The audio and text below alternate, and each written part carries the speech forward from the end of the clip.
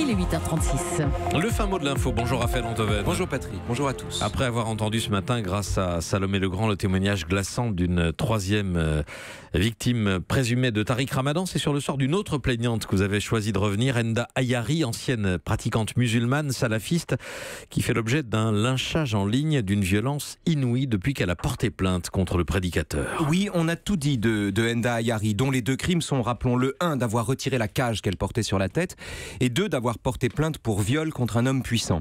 Alors on a raconté qu'elle sortait de l'asile, qu'elle avait abandonné ses enfants ou qu'elle avait touché de l'argent des Illuminati. Citation: sale pute, sorcière, immonde salope, nymphomane sioniste, va te faire violer. J'espère que ta fille se fera écraser par un poids lourd, etc.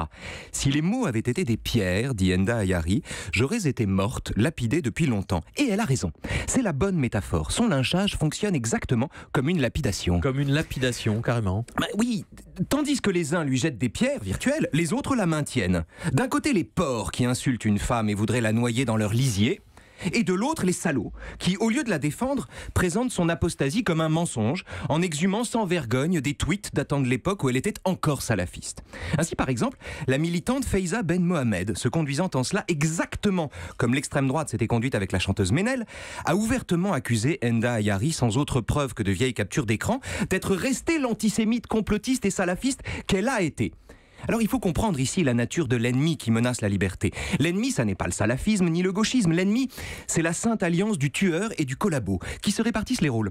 Au premier, la violence. Au second, les bons sentiments. Les premiers disent « mort à Enda Ayari car c'est une pute ». Les seconds disent « attention à Enda Ayari car c'est une menteuse ».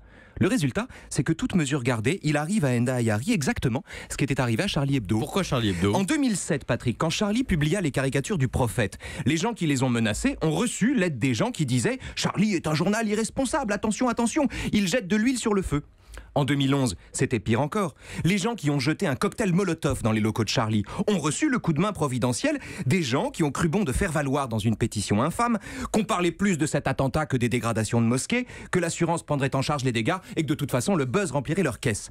Avec Madame Ayari, c'est exactement la même chose. Les assassins qui voudraient la défigurer reçoivent le coup de main des hyènes qui voudraient abîmer son image. Et c'est ça qu'il faut briser. C'est cette tenaille détestable, cette collaboration du lâche et du violent, du salaud et du salaf, dont le beau visage de Enda Ayari est le cauchemar commun. Le fin mot de l'info. C'est dur d'être haï par des cons.